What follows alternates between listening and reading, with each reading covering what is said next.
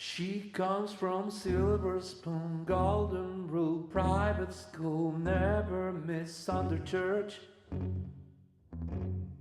And I come from blue collar, low dollar, out here where concrete meets all the dirt.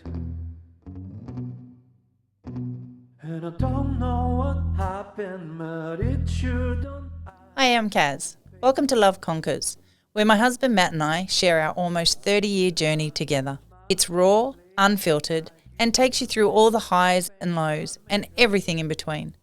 We've learnt the hard way through breakdowns, financial struggles, raising kids, and rebuilding from the ground up, and discussing all of the tools that helped us not just survive, but thrive. There's no filters, no limits, just us, our journey, and how putting us first taught us that love conquers, but real work conquers all. What is a little piece of heaven when we lay down at night? She keeps on loving me, and I keep on wondering why. Hello and welcome to another episode of the Love Conquers podcast, the podcast where you get your, whenever we get it out, dose of mum and dad are talking about how weird things make them feel bad. Welcome to Tisms. Welcome to Talking Tisms. Hello. How you doing, kid? I'm all right. How are you? We're doing okay. It's been a bit of a big morning. Morning, yes, yeah. Sick kids. Yeah. World's burning down. Yeah. Yeah, but we're here. We still turned up. We made got it. Yeah. We're getting better. Yeah. Yeah. Slowly but surely, one increment at a time. So, my love, today I thought, we've got some planned out episodes, and today we come up with the topic of sensory needs and overloads and creating a safe space in your home. Mm-hmm. So, I know, and probably people, we probably need to explain a little bit, so I'll get you to do that in a second. But I know for, a lot of people in the neurodiverse world, this is a real thing. Like anything, that conventionally you would pick up going about your day with your normal senses, sight, smell, whatever. But because of the way that neurodiversity works, there is certain sensitivities to things because it's kind of like your bandwidth has been ramped right up to the most sensitive in regards to those particular areas. Mm-hmm. And so I guess, most people probably wouldn't even give it a second thought as they're going about their day. Yeah, I don't know. I don't know how to articulate it in a way for a neurotypical person to understand other than this. If you can contemplate the worst physical pain you've ever experienced, Yep. you can always relate, comprehend and understand why you're in that pain. Mm-hmm. Whether you've broken a bone, you've just come out of surgery, you've got a migraine, there is a tangible logic reason why you're in that pain. And the pain is unbearable. Yep. But you can understand why you're there. Yes.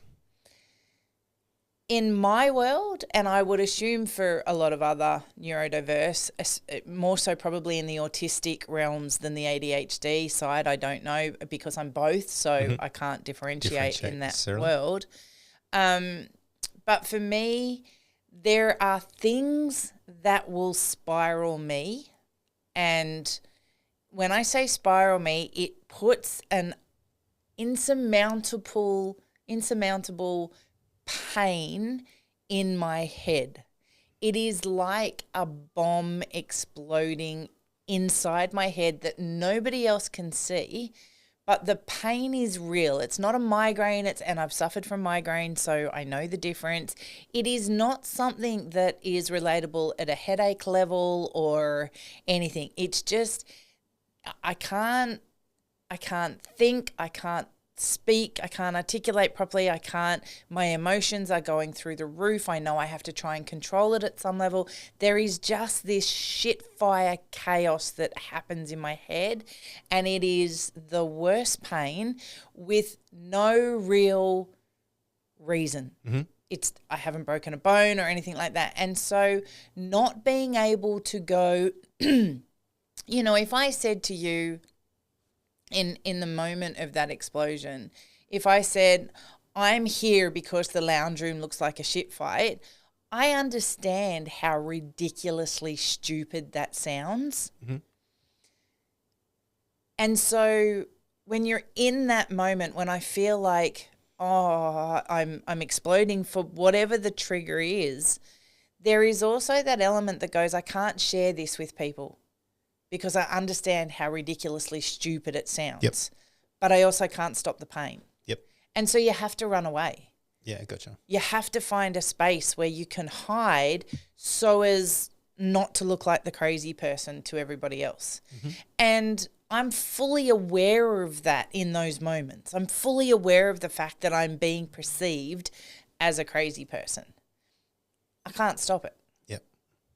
And so I guess if for anybody who can't relate to that, think of the worst pain, the worst physical pain you've ever experienced in your life, and then remove the reason why you're having it, or change in your mindset the reason why you're having it. And the reason why you're having it now is all of a sudden just because, something really what you would perceive to be minor.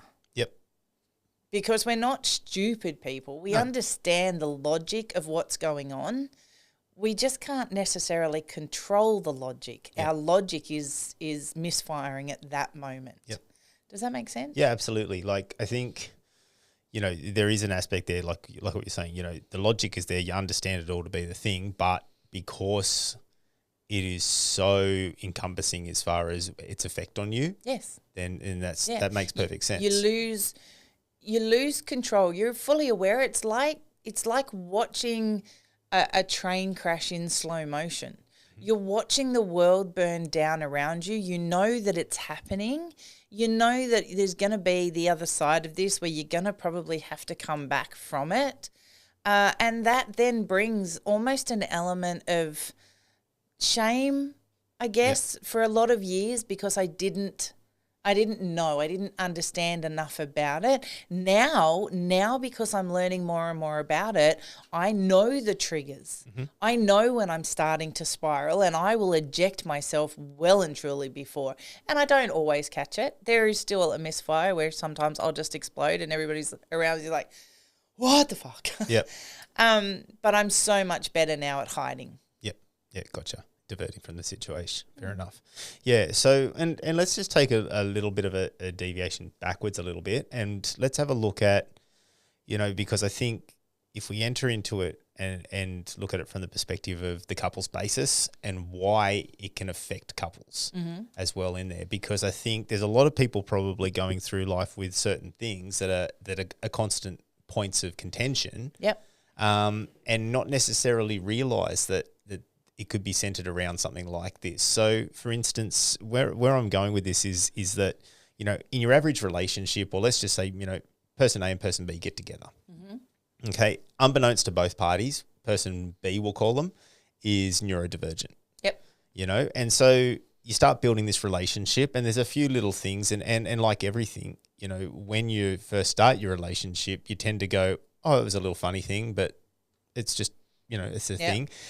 And because both parties are trying to, do their best to impress, and they want to be, all the things for the person because they're, really enjoying their time and their company, and they're generally interested. So I get that from that perspective. And I will say at that point too, neurodivergents have probably spent a whole lot of time pretending to be normal. So it's almost easy for them in that space to do it. Yep. As the relationship builds, you're spending more and more time with this neurodivergent person, and it's harder and harder to keep that shield up. Exactly that. 24/7. Yeah, exactly right. And obviously, the more time you spend with the person, the likelihood of you running into something that is intolerable is likely to be massive, right? And I think too, early in the pieces where you're getting to know each other as well, we don't release all our deep, dark secrets on the first date sort of thing. So I think too, there's, I'm keeping it together, and now I'm like, I can't keep it together anymore as well, So, and I can see where there's a point of contention here for a lot of people because, at that point there, everybody's been on their best behavior up to a point, and then all of a sudden now something's changed or something's happened, and it's changed the dynamic a slight bit, and so both parties are actually confused for different reasons or not handling because of different reasons. Yeah, and I think there's another part of that too. If the neurodivergent, so let's just go NT/ND because they're such big words. Okay. So if the ND is non-aware, if they're non-accepting, Yep. And that was me for pretty much my 20s and 30s. Like I figured that there was something, but I had no clue what. Yeah, of course. So as an ND, non-aware, non-accepting, I just think I'm normal. Yes. I just think it's your problem. Yep. I think, my explosion was warranted because it triggered me. And, Yep. For me, it felt like it was a really big thing at the time. And then when you come back from that a little while later and you start processing on a logical level, you deflect, you get angry because it's like, why are you now making this such a big deal? We've moved on. Yep.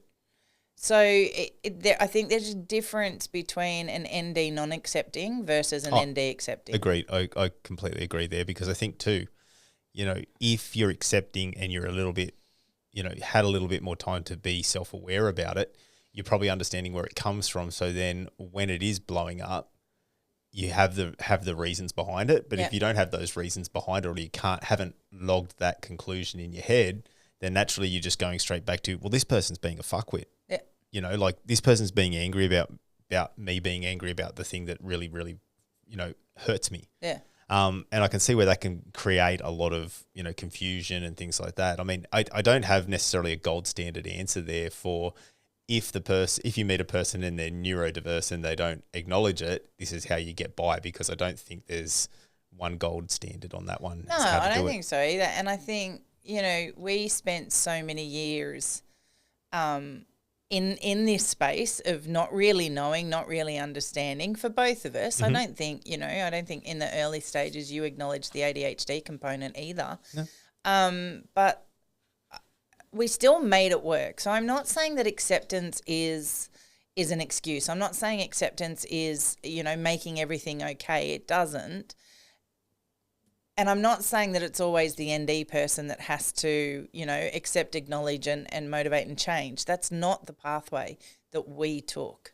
But in acknowledging it and in accepting it, it doesn't mean I have any less triggers.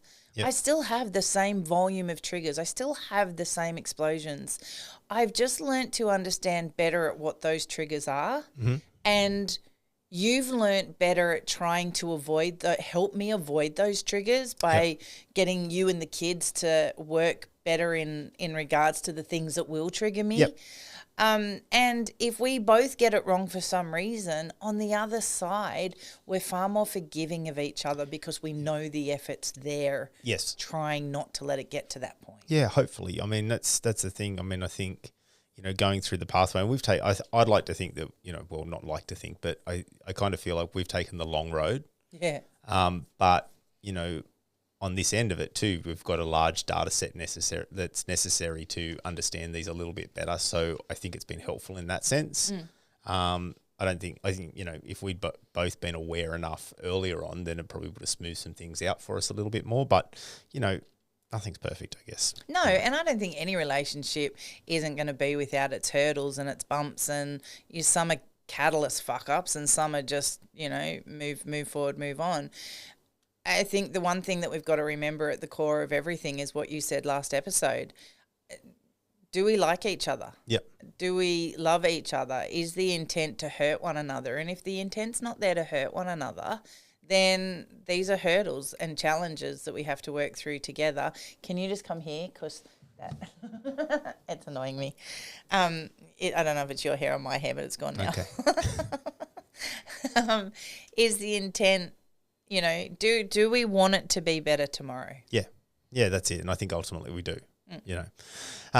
So, we've already sort of entered into and covered a little bit of like what are sensory sensitivities. Did you have anything else you sort of wanted to delve into on that area there, like to explain a bit more? Because obviously I'm not inside that part of the... Oh, look, for me, mine is very much, there is a gamut of things that NDs will have that are sensory. Like we have two very, very strong autistic people in our family, so Yep. Scarlett and I, Mm-hmm. and our sensories are very different. Yes. So Scarlett's sensory is very touch. And I was actually talking to her, one of the teachers at her school the other day who has a very similar sensory reaction too, and that's an adult, cannot handle anything around her torso area, hates it. Yep. And so a lot of people will see Scarlett in midriff shirts or bikinis and all the rest of it. And the kids, more power to her. She's comfortable to wear all those things. But she's wearing all those things because she hates anything being on her midriff. Yep. And so hers is very touch. Hers is very noise driven. Yes. She is annoying as fuck when she's tick, tick, tick, tick, ticking. Yep. But she also hates people tick, Yep. tick, tick, tick, ticking. So her love and hate of sensory things are almost equal Yes. in what she needs to regulate herself, Yep. but can what also trigger her from somebody else. Yep. In noise. Mine is only noise if there is too much. Yep. If there's too much noise, if there's too many people all talking and it feels like they're all talking at me, that's a trigger. Yep. And I actually reckon that one's a fairly common one with a lot of, like, anybody who has some form of neurodiversity. I think, in general, this is just me speaking from personal experiences, but I find that they all, or any encounters that I've had, have all been around definitely, noise is always something on there. Yeah. That cacophony, that large wall of noise that's produced by too many people talking at the same time. Yeah. Things like that. And so, I'd say that's, I believe that's a fairly common thing in the neurodiverse world. But quantity, not volume. Yeah. So for me, I can play music loud, like drown out the entire world. Yep. But if you have 3 different loud noises, then I'm like, oh, too much. Too much.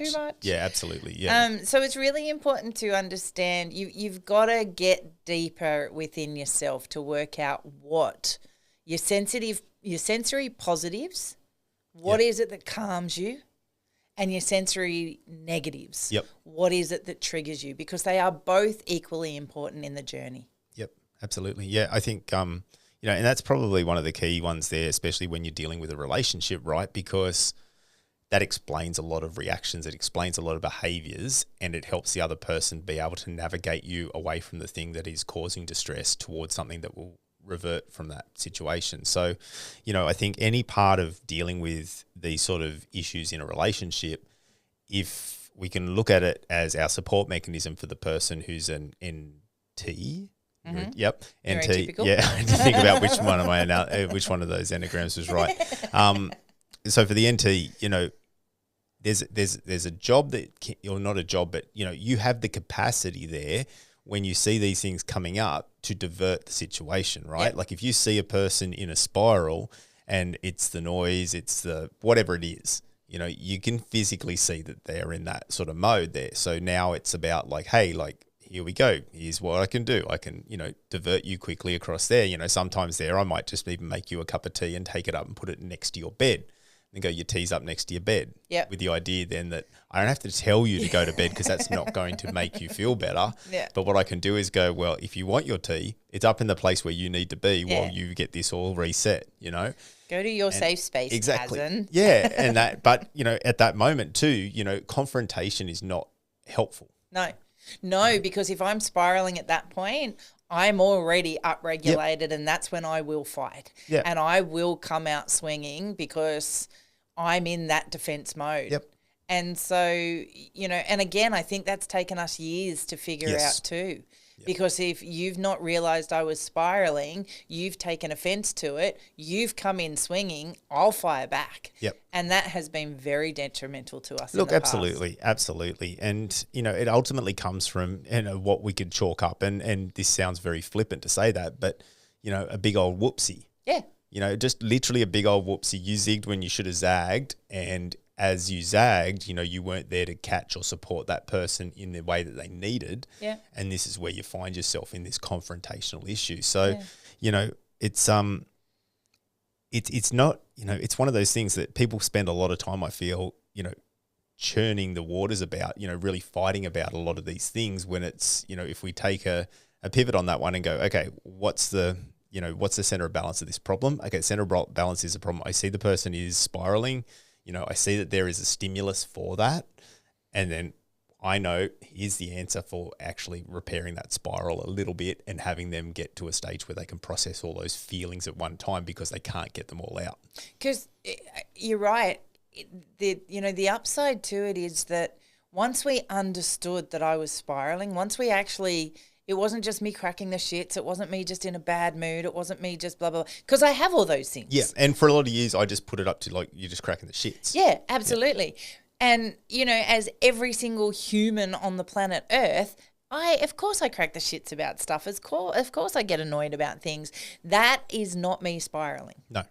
And this is where it's been a hard journey to learn the difference for both of us. Yes. Let alone anybody else who's very close in my inner circle, And so the difference between when I spiral and I'm through it, I'm done. I don't think any more of it. I've been able to process it, get through it, and now I'm on the other side. Yep. If people assumed that that's me cracking the shits, then people then take it personally. It becomes a thing about them. Mm-hmm. It stops being about me. They then hold on to it, and then it continues on after the spiral. Yep. I think one of the greatest changes for us was when you identified the difference between me having the shits about something that we had to work through versus me being triggered over something.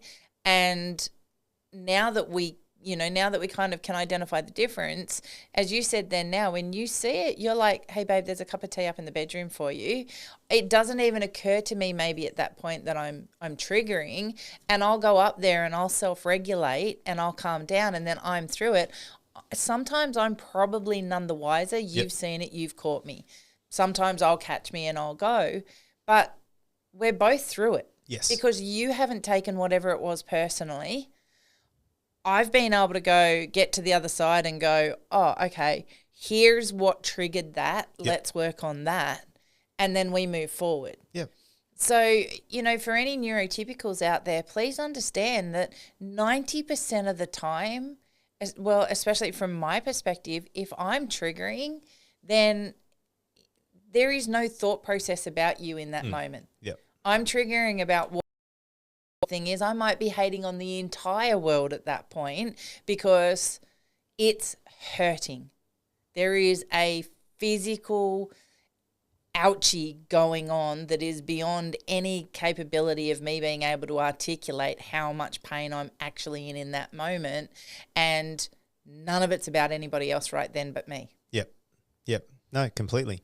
Exactly that. And, I get it where people, not take offense, but especially early in the piece before they fully understand things, it can be quite a difficult path to tread, being on the NT or being on the not triggered side of that, because you don't quite know whether your help is going to actually pour fuel on the fire or whether it's actually going to help build from that situation into something better, And a lot of people will come at it in their own defensive mechanism, which feels like an attack while I'm already under attack of my own brain. Yeah. And so, that's a double negative in that point. And it's not the neurotypical person's fault. They don't get it. They don't understand it. And so they're trying to protect themselves because they've got this crazy person losing their shit going, what the actual fuck, rah? Yeah. And so, of course, somebody that's, in that equation is going to go into defense mode, like, what is your actual fucking problem? And so that's where it's really important to understand the difference between a shitty person or a triggering person. Yeah, absolutely. Absolutely. And neither justifies abuse, neither justifies bad reactions and all the rest of it. But there needs to be some sort of empathy in there to understand where it's coming from. Absolutely. So, for most people, I don't think, if they're not living with some form of neurodiversity individually themselves, they probably find this a really hard topic to understand, and there is God, the list could be as long as anything and probably has no end to it about what, individual things might cause some sensory overloads. So, I guess it probably warrants us having a discussion about, the types of different sensory overloads that people experience, or some of the major ones. And then, that will give some people some insight as to how it can affect people, So, you said yourself that yours isn't, you have noise and things like that. Do you have any other ones that you can think of off the top of your head that maybe... I'm just laughing because I know if I don't, you will. I didn't go that far. I got a list on my page here, but look, obviously the house is a big one for me. And it's not even our house. It's the environment that I'm in. I struggle with mess. I struggle with clutter. We have a lot of stuff in our house all the time, but it's, people walk in and go, wow, this is different, because it's very eclectic in our house. There's no real theme. There's no real, but when it's all neat and tidy and everything's where it's supposed to be, even though some people will walk in and go, oh my God, this is just madness, it's organized madness in my head. Yep.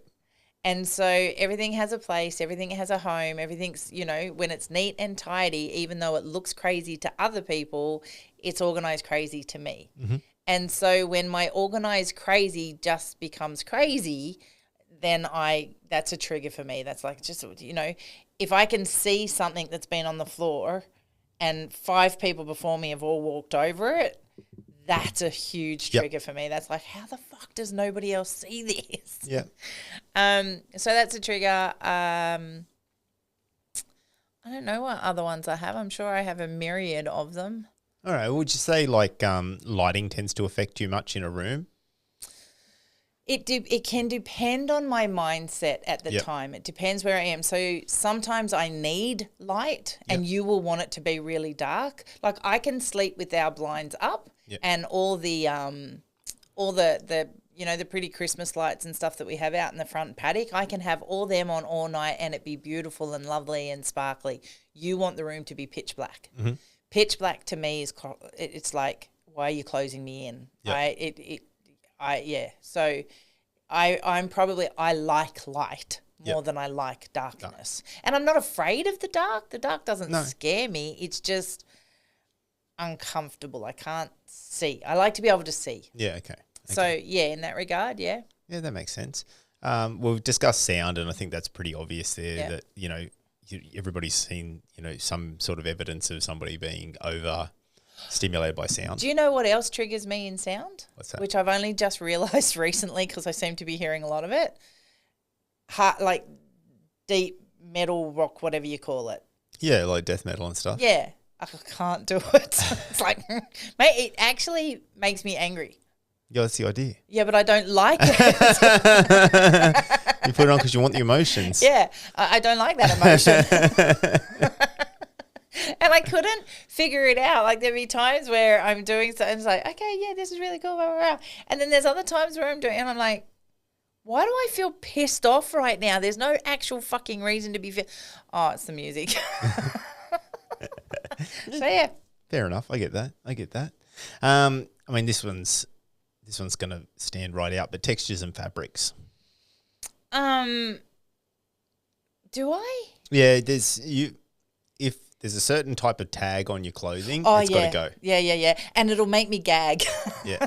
And if I get too hot, if I have too many clothes on or something, like for years and years and years, we've never understood that. And now it all makes sense. Yeah. If I overheat, I'm like, bleh, bleh. Is that a common neurodiversity thing? I don't know. Okay, no, I just wondered whether that response was like I don't know if the response is, I mean, we talk with my surgeon a fair bit and he just laughs at I do not present typically. Yeah. That was an interesting conversation. So, maybe the response isn't typical, but it's the response is happening because, my little brain goes, no, thank you, and spurgs out. Yeah, no, fair enough. Organisation, that's probably pretty big in our world. That's a huge one for me, yeah. Yep, definitely. I think that's massive. Yep. That's why I was so happy when you came home from the army. When the army changed you into that real structured, process-driven, organised, everything, time, place, I reckon, for me, that was like, oh, yay, we're both the same. Nice.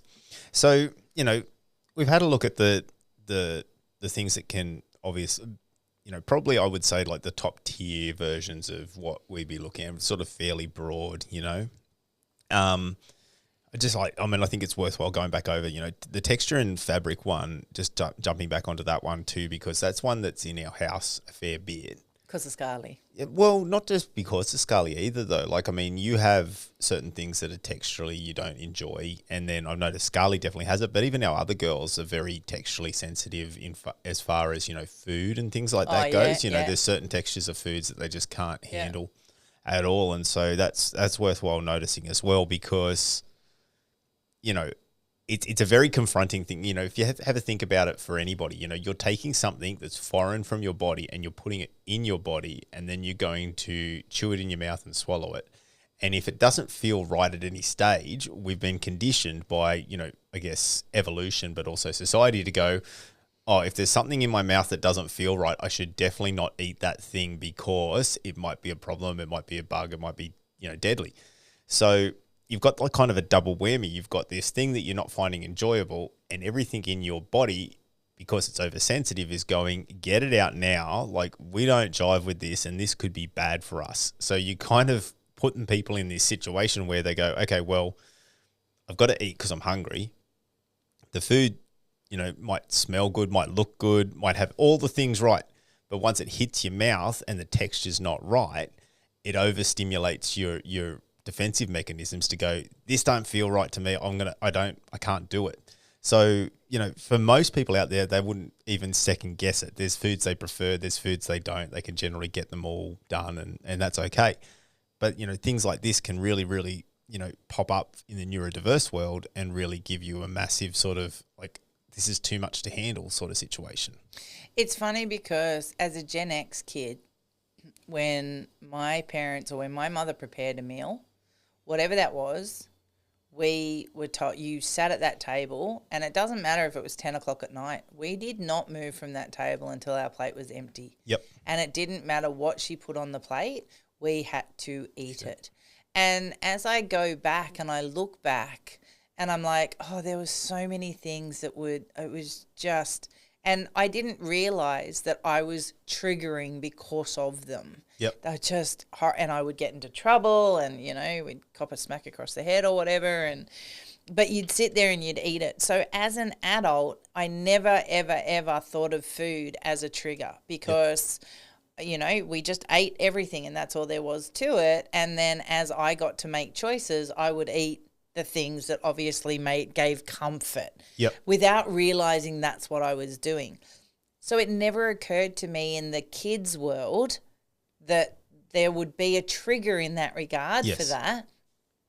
And it's not until, certainly these three, the three Ps as we're raising them, they get far greater freedom to go, no, I don't like the way that feels. I don't like, and we listen. Yeah.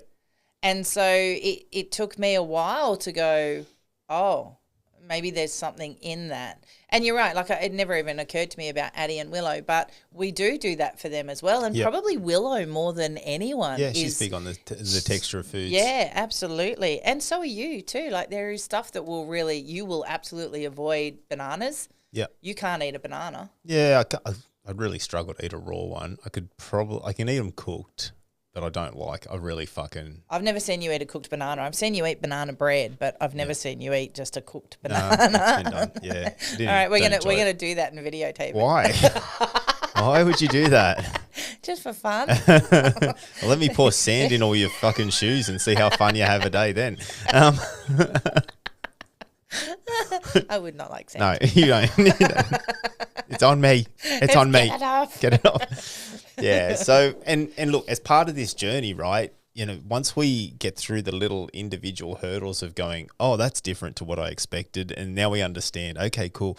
All right, the person's going to react this way because there's a sensitivity there. It makes them feel a certain way, and so we can do that. You start to develop, we started to develop strategies going forward, because some of these strategies, whether we made a conscious decision to or not, the strategies help navigate these times. Yeah. Right. And so, part of that can be, going, okay, so if we know there's a sensory issue with light, then we go, okay, cool. Can we moderate the light to a consistent level where it's not going to be suddenly blaring, not going to be suddenly dark, and keep it nice and neutral? Because then, you know, everybody wins because you feel like you can actually breathe. Sorry. You're not sort of so caught up on things. And then moving forward, you know, everybody can go, okay, cool. Now we can, you know, do the things where we're not worrying so much about this sensitivity issue. Yeah. Yeah, we work really hard to desensitize. Yep. So that we can have what we would regard as a normal life. Yep. So we don't have triggers firing all day and all the time and, you know, constantly. And that's considerations taken into play for you, for me, and for the three girls as well. And it's been a really long journey to understand that. And we don't make it a thing. We just incorporate those accounts into our everyday life. Yep. So, you know, if Willa gets to a point where she's like, I really don't like the texture of this, that's fine. We never buy it again. Yeah, exactly that. You know, it's not a big deal. We find an alternative. We don't harp on it and make a song and dance about it or the rest of it. You know, with Scarlett, her thing is, the big thing's the torso. Now, there's sometimes where I'm kind of like, oh, can you just put some clothes on? But I get what I'm asking. Yep. And so I just don't. Yeah. You know, sometimes you just have to choose your battles, I think. Yeah. And we've had to learn what battles are worth fighting and what aren't. Yeah, well, that's it. And in crisis is, for me, I don't believe in crisis is ever the best time to attack a problem. You know, it might be the perfect time to reinforce some things, but it's not the time to sort of sit down and hash out that, because you're already in a defensive foot. Yeah. You know, and two people defensively talking to each other just causes some more friction. Yeah. You know, so I think, you know, it's kind of like getting out there and being proactive about things. You know, you've got to kind of go, okay, so if this happens this time and we can't fix what happened this time, but we can move forward and we can go, okay, how do we modulate this slightly so that all parties are contributing, but all parties are feeling a little bit better nurtured in the household, you know? Yeah. And it might even be simple as, you know, finding that space, like you said, you know, finding an area where you go and you know you can be you, or you can regulate yourself out of things a little bit more. And there's caveats to that too, right? Like Scarlett's, all three of our girls, their safe space is their bedrooms, as is for me as well. Like that's our little world where we can go into and it can be whatever we want it to be. Again, there is defining the difference between what is an ND reaction versus what is just lazy, what is, you know, a typical teenager, whatever. So, you know, if you let Scarlett just have her perfect utopia world, actually, realistically, if you let all three of them have their perfect utopia world, their bedrooms would be a hot, filthy mess all day, every day. Yeah, probably. Like it would just be a disaster. And that is not a world I can cope in.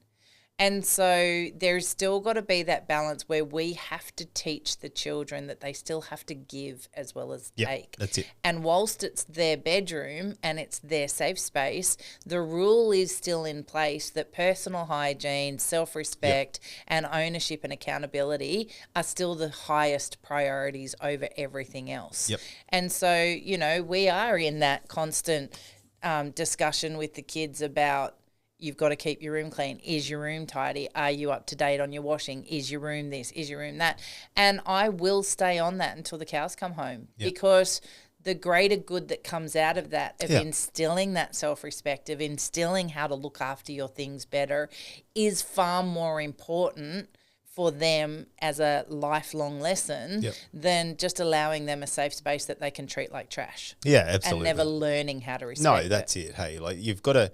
Both parties in this situation, both the person who is neurotypical and neurodiverse, have to find a common ground there that they can work on. Yeah. And you know, that can be, you know, to your point there, if there's certain hard rules that everybody agrees to in the house, or that are the you know, cornerstone of what we're trying to achieve there, then I don't think it's unreasonable to insist on that stuff. You know what I mean? Like, even if that is a bit of a sensitivity for them, you go, okay, cool. Well, you know, you have a lot of other ways that you do desensitize, that you can, recoup and things like that, that doesn't entail living in your own filth, because one of the cornerstones of the rules of the house is that to function as a household, we need to have cleanliness. Yep.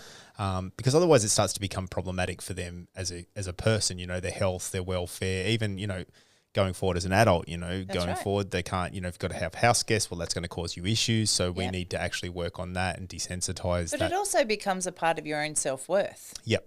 Like, I'm worth having a clean, tidy environment. I'm worth having, if I'm working this hard to purchase things, then I should learn how to respect those things and look after those things. Neurodivergent or neurotypical is irrelevant to those lessons for me. Yeah, no, fair enough. And so that's where it comes back from. At the end of the day, neurodivergent or not, those kids still have to have boundaries and consequences and learn to live by their actions, whatever those choices and actions are that they undertake. Yep, absolutely. And to your point, you've raised this point before, none of this is an excuse. No, never. And it can't be an excuse, right? Because we've experienced it before with people, using it as a platform to be able to do whatever the fuck they want, whenever the fuck they want. And it's just wrong. It is, yeah, absolutely. Because, you're not then, allowing the people around you to live their life either. You're expecting that they're going to change everything and it's just going to be your way. An abusive alcoholic has a problem. Yep.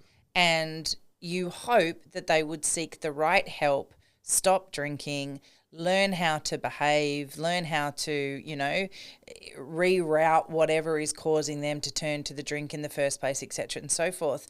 No matter how better they get, they are always an alcoholic. Yep. There is always the risk of falling off the bandwagon, etc., and so forth. But when they are in the depths of it and they are acting bad on it, you don't allow it. You don't just go, oh, it's okay, they can behave like that because they're an alcoholic. Yep. So this is no different in that regard. I am a human being first and foremost. I am a wife. I am a mother. I have expectations on me to be nurturing and kind and respective and loving. They all are the fundamental core of who I want to be. On top of that, I am neurodivergent. I am autistic. I have triggers that will send me off the fucking Richter scale. I have triggers that will make me feel like I'm, higher than a high cat, I'm so upregulated that everything's exciting and nobody understands it, or I'm so low that people would think sometimes maybe I'm bipolar the way I can be up and down. It's still, if I hurt somebody through those processes, it's my responsibility to acknowledge that. Yep. It's my responsibility to try and work through why that has happened. And then it's my responsibility to either stand by it or fix and repair it. Yep. Nice. So, to anybody out there, it should never be an excuse for bad behaviour. Yeah, agreed. Or lazy behaviour or not being prepared to own your own journey. Yeah, no, absolutely. And again, one of the tenements that we've always talked about is personal responsibility there as well. Yep. And part of that is taking responsibility for yourself and how you're going about your day, how you're regulating yourself and things like that as well. Speaking of regulation and things like that, it's important to, I guess, have a look at things like strategies when going forward, especially in a relationship. If you come into these situations with a framework to work on when they pop up, then you're going to have, a better option to be able to navigate through it in a consistent fashion. So, develop your strategies for care, develop your strategies for, sensory overload, develop all these strategies beforehand so that when they do, you can implement them. We talked about, going to your room or, I take a cup of tea out, put it up on your bedside table and go, that's where it is. That's a strategy, right? We've developed. Now, we didn't necessarily sit down and go, when this happens, this is how we do things, but these organically come up if you're looking for the opportunities, right? Yeah. And same for you, you're looking for something to make that sensory pain stop in your head, but you're aware enough to go, I can't just burn every person in my world because I'm in distress. So these things have to become at two sides. They can develop organically, things like that. But for us, we just develop our own strategies as they came on, as they did their thing. And we still don't always get it right. No, 100%. Like there are times where I'll miss the start of the trigger and then it's too late. Yeah, it can be. If you know, it's like finding that thread, right? If I miss the start, it's the same as my migraines. If I miss the start of the migraine, It's gone. then my 4 aspirins aren't going to kick in and work as quickly as they would if I found it at the start. Yeah, as I like to say, you're here for the duration. That's it. Yeah, hold on, we're going for a bumpy ride. So if I miss the trigger, if I miss the start, then there is nothing I can do but endure. Yep. And come out of it the other side, understand what's happened, and then talk to you about it in a calmer approach where we work through things. Yeah. If I get it, and I'm not always home, so I can't always run away to my bedroom. Yes. I can't always hide in my bedroom. So, triggers can happen anywhere. But it's... They definitely do at the shops. The person's not walking in the right lane. Okay, so I call it, people often say that I road rage or I rage and that. I don't. I fucked hard rage. You definitely do. You definitely do. Look, in a shopping centre, it's, I was laughing about this with someone else the other day. Someone was in the car with me and I can't even remember who it was, but it's like, people, just get over to the left. And I know in a less than 80K zone area, it's not mandatory. It's not legal that you have to move to the left. I know anything 80Ks and above, it's keep left unless overtaking. It's a fucking courtesy. Yeah. Just get over to the left. Yeah. Same in shopping centres. Walk to your left. If you're in America, walk to your right. But, pick a lane, people. And no, I'm doing it. You're looking at me like, here's my point. Thank you. But it's not rocket science. Like, it's just, if everybody had the same level of courtesy, then nobody would bump into each other in shopping centres, And don't just stop. Don't be walking through a shopping centre and then think it's okay to just stop. It's a fucking domino effect, idiots. Yeah. There's going to be people behind you. Why not be triggered, baby? Oh, I hate it if you move for someone or I'm such a big person. Okay, now we're learning all my triggers. So if I'm being courtesy or I'm being kind or whatever, and I move out of the way or I do something to let someone through and they don't say thank you, I yell at them, "You're welcome." Yeah. Yeah. Yeah. Okay. All right. Point taken. So, but just to your point though, you can't always. There's no escaping that there, and so as you've seen, this occurs. But part of those strategies, and I guess the strategies have to be based in reality as well. Like you can't expect the world to stop because you're feeling sensitive. We acknowledge this. Yeah. And you do. People who are trying, generally will try and make it not everybody's problem. Yeah. Right. And as such, now on the flip side, there when you can regulate this stuff and stuff like that. We've noticed there's a myriad of things that will help people, but there's some key ones there that stand out that across the board generally, seem to give people some help. Some of our kids use them for different things, and they sound really, really like common. Like, why would this help? Why would this help? Who does this help anybody? But for whatever reason, the way it does is it puts you into a state where you're allowing your body to stop that feedback loop of just like, this is too much, And so, for our kids, for example, for me every now and then as well, things like pressure techniques. So weighted blankets can help, it just gives you a better sense of settling. Weighted blankets is a huge thing for Willow. Yep. We tried weighted blankets for Scarlett, and weighted blankets for me and Scarlett is the reverse effect. Yep. We feel like we're being crushed. Yep. Whereas I note for Willow, when she's having a rush or she's having an upregulated moment, hugs for Willow is a huge thing. She likes to be able to be held and just breathe. Yep.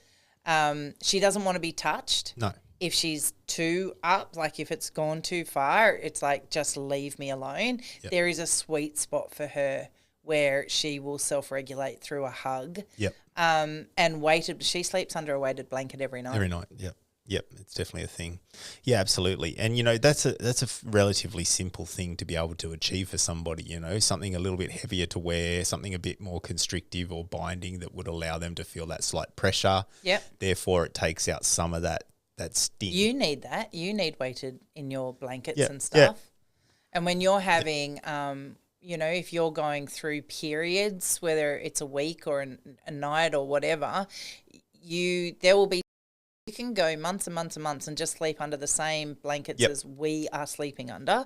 And then I'll know when something's triggering or happening in your brain because I'll wake up the next morning and you've got 4 more blankets on top of the bed. Yeah. Yeah, it just feels better. And you've needed that extra. And you'll go through that for 3 or 4 or 5 nights in a row. Yep. And then you'll reset and you'll put all the blankets away and I'll know we're in the clear again. Yep, absolutely. And you're just about finding those little things that when those little things stack on top of each other, they can provide a very big assistance. Yep.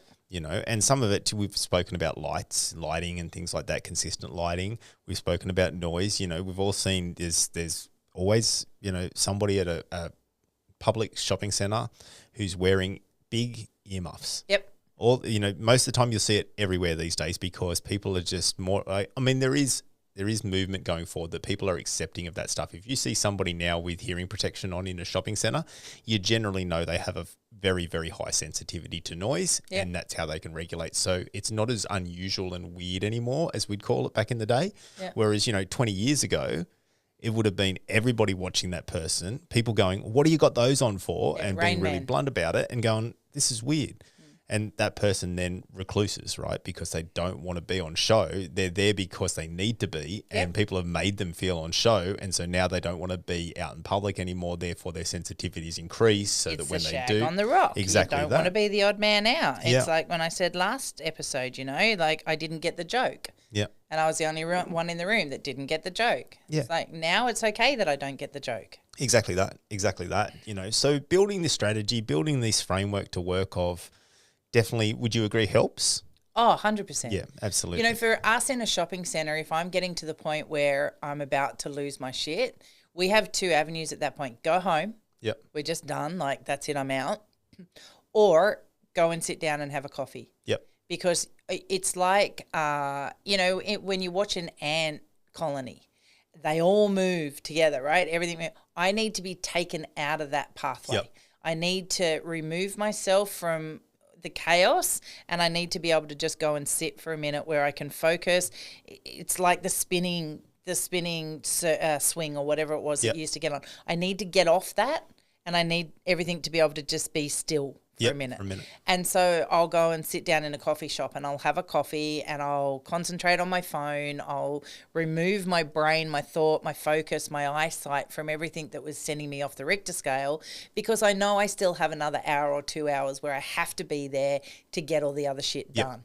Agreed. And so you've got to break the pattern. You've got to break the cycle. That's really important. Yep, absolutely. Yeah, and it's kind of like, when we go to those things, visually in my head just then when I was thinking about it was almost like it's almost like a commuter train station or something like that, or like if you go to somewhere where there's a tram station, you can travel the trams and go straight through and stop every stop and there's people coming and going and stuff, or you can hop off at the station and wait for the next tram to come sort of thing. And that's almost what it's like. It's like, here's a little bubble in time where the intensity is not so much. Yeah. And I'm going to do something that, and one thing we do know too is that when we start feeding our bodies, needs, whether it be food, drink, things like that, it helps to regulate our mind state because we're going back to the machine, then we're going back to the lizard brain, right? The lizard brain cares about food, protection, safety, air, water, those sort of things. And when that brain's working in there and stimulate a little bit going, hey, you're getting the things you need, then you go, okay, it's calm. And when it's calm, then your higher functioning brain can go, okay, cool, I can unpack this now for a second. And I can watch all these people do their things because I'm not a part of it. And even I've noticed even too, watching the chaos go even just a couple of inches away from you is far more soothing than having to try and enter back into there straight away. Yeah, 100%. Yep. And, I think you can see that in children really easily. Yep. You can break cycles for kids really easily. I was watching a documentary the other day and there was a part of it where they were observing a mum with an autistic child. She had taken this kid to a dinosaur museum. He's right into dinosaurs, right? Yep. It was his thing. And she's got there and there was just too many people. It was just sensory overload. He lost all sight of where he was, why he was there. It just went straight into meltdown. Now, from the outsider looking in, that kid was having a tantrum. Yep. That's it. That kid was having a tantrum. And you could see the facial expressions on people around of that downward, like give your kid a smack on the ass and tell him to get over it kind of. The mum just sat on the ground. Yeah. She just sat on the ground and just was there with him, like, focus on me, just me, let's come back to me, let's come back to me. And she just literally said, now they missed the entry, they missed the start of the talk, the walkthrough, whatever. It took her longer than what she obviously was hoping to be able to get through the gates and go and see. They probably got to see 60% of the exhibition. Yep. Instead of being able to get in there first up, straight away, walk through, see 100%. He came out at the end of it and he'd had a great time. He had no idea he'd missed the 40%. No. Mum knew. Yeah. Historically, that would have been me going, oh, my God, we're going to miss 100% of it, blah, blah, blah, blah, blah. The kids didn't know. No. I knew, and I didn't know how to process to let go of the 40%. Yeah. So this mum was amazing. The kid got an experience. The kid got to see dinosaurs. He will never know that he missed 40% of the exhibition. No. He got to see dinosaurs. He come out, and at the end of the day, he was really happy. Yep. Stay. The mum had to endure the looks of the people and the misunderstanding and all the rest of it, but she knew in that moment she needed to break the cycle for the kid. Yep. As adults, we forget to do that for ourselves. Yes. Yep. And so, in regards to the shopping centre example, I would have used to have just pushed through because I still had shit that I had to get done and I would get angrier and angrier and crankier and I thought I was getting angry, but I was triggering. Yep. And so I would get deeper and deeper and deeper into that cycle. So by the time I got home, I was off tap. Yep. And you'd be like, whoa. And I couldn't tell you that anything bad happened. No. I was just, ugh. So as an adult learning to go, I need to step out of that pathway for a minute. I just need to be able to breathe so that I can reset and I can get through the next 2 hours. I know I'm going to trigger again. I know by the time I get into my car, I need everything just to be quiet and silent and I just need to put the music on and I just need to drive home. But I've reset and I can get through that next 2 hours without bringing it home and making it everybody else's problem. Yep. And that's huge. As adults, we need to learn to be able to do that. Wherever we are, we need to be able to learn how to step out of the pathway. Yep. Agreed. What's your hope, babe? My hope is that people put the effort in to learn what your triggers are. Because it's really obvious once you learn them. Yep. I'm not going to say it's easy to avoid them. It's not. Yep. They're everyday things that are going to happen. But once you start learning to acknowledge them, then I think it's worth the effort to do that from a relationship point of view. Because if I can figure out what they are, then I can communicate that to you and you can help. Yep. You can be far more empathetic when you understand why I'm reacting the way I'm reacting. You might not ever feel it. You might not, it might always seem crazy to you, but you respecting the fact that it's not crazy to me becomes enough. Yeah.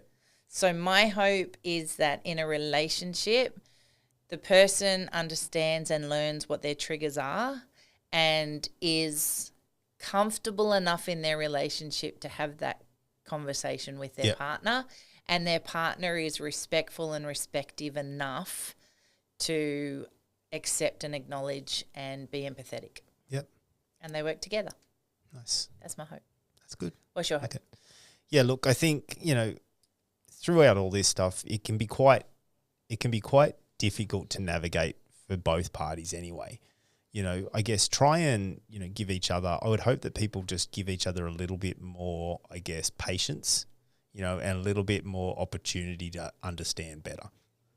Because I think with those things, ultimately, you're going to do better at tackling these things when they do come up, And so with that, I would just, that's literally it. Just try and be open to understanding, try and be open to taking the time. Sometimes it's very difficult with the amount of time we've got, but to your point, like the lady there, sometimes in those moments, it's just important to be there, sitting there with the person, walking through this situation with them a little bit, so that then they don't feel isolated and alienated. Then you're the person who has helped them or held their hand while they're walking through, and so therefore you understand it better as a human because you can see the effects it has. So, if we try and do that and approach it with that, then we're probably going to do good work. It doesn't mean that it's going to go perfect. And you'll turn around in a month's time and have the same thing occur and do it wrong. But if you keep trying, eventually you'll start stacking good results, I feel. More rights become more often. More often, yeah. Be their safe space. That's it. Try to be, yeah. I love you. I love you. As always, if you liked what you heard, please like, share and subscribe so that other people are forced to listen to us. Yes, because that's what we want. Yeah, make them. Bye, guys. Don't know what happened, but it sure don't add up on paper. And as long as she lets me, I'll take her wherever she wants me to take her. Oh, this podcast has been brought to you by My Broken Productions. If you would like to know more of the origin story of Matt and Kaz, please head to the website mybrokenproductions.com.au, where you can purchase the book and also see any future projects that are coming up and coming. when we lay down that night, she keeps on loving me. I keep on wondering why. She keeps on loving me, and I keep on wondering why.